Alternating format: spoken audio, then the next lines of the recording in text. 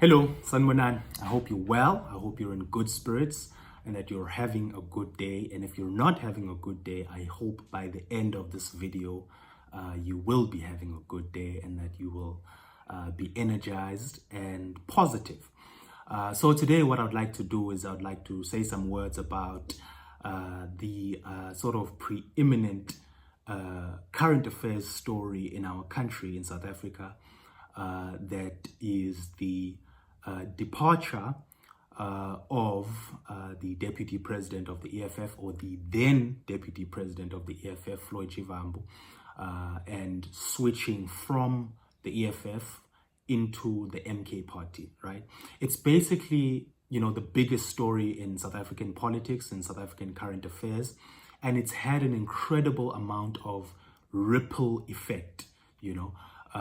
We heard the utterances of Julius Malema about him leaving, that he asked him, as to what did I do? And apparently Floyd, at least according to Julius Malema, said, look, nothing, you haven't done anything. However, this is just a political decision. And Julius Malema, again, to us, said that he, doesn't believe that, but he respects that. And to be honest with you, I don't believe that either. Like, there was a fallout, there was a rupture in the relationship between the deputy president of the EFF as well as the commander-in-chief, or the president of the EFF, Julius Malema. And what I want to talk about today is just the ripple effects of that decision. By all sort of measures and look of things, the EFF is basically going through an existential crisis. It is the first time in their life since their founding in 2013 that they have experienced a challenge of this sort. The departure of a founding member of the organization, an integral member of the organization, a man that many people in the political space and political commentary and analysts believe to be the brains behind the organization that is the Economic Freedom Fighters. And not only is it him leaving, but the reality that there are others in the organization that are going to follow him, and that, of course, is a serious challenge for the EFF, especially on the back of the performance that the political organization endured in the May elections, in our national elections in May of this year. So it remains to be seen how things are going to transpire, how some of the effects and the ripple effects that are going to happen, that are going to take place, who is going to be leaving with Floyd, who is going to be joining the MK. There's a number of questions. There's a question that I'm quite interested in about, and that I haven't heard it being raised enough when I listen to the radio or absorb the content and watch the content around this issue, around this story. But I wonder where the advocate Dali Mpofu stands in this whole debacle. He's an integral member, a very important member of the Economic Freedom Fighters, but he is also the counsel and the advocate of Jacob Gedleyihlekisa Zuma, or President Zuma, and who is, of course, the leader of the MK party, right? So when I look at it, I think to myself, I wonder where his role is. I wonder what position he's playing, in this whole situation, because it seems as though the MK party and the EFF, although they are basically fishing from the same pond, and they have sort of the same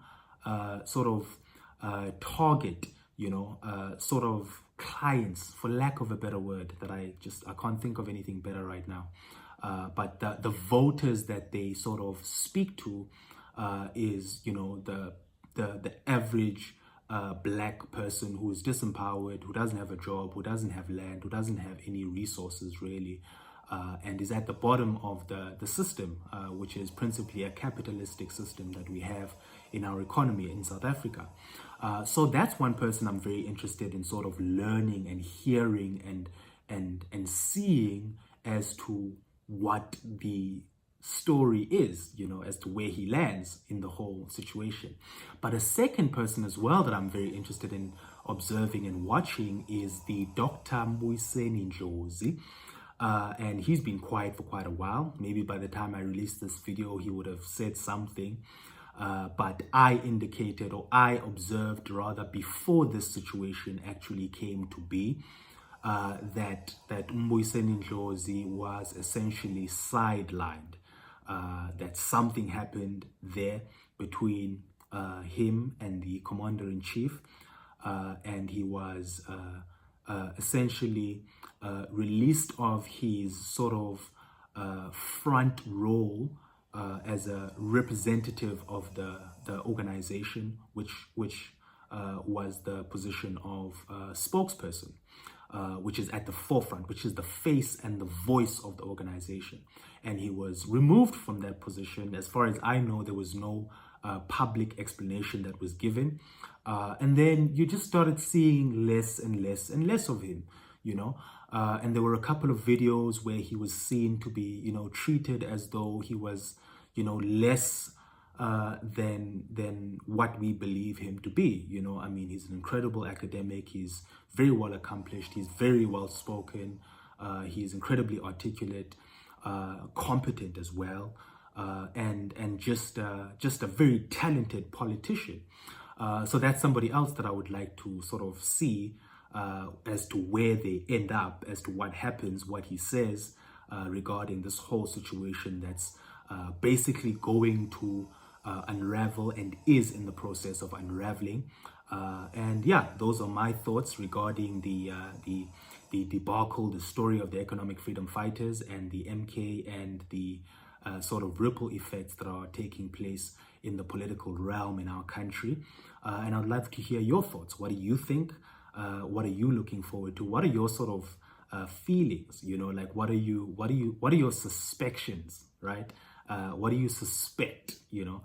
Even if it's not necessarily grounded in proof, because we don't know. Like we're not on the inside. We're just having conversations as just ordinary people.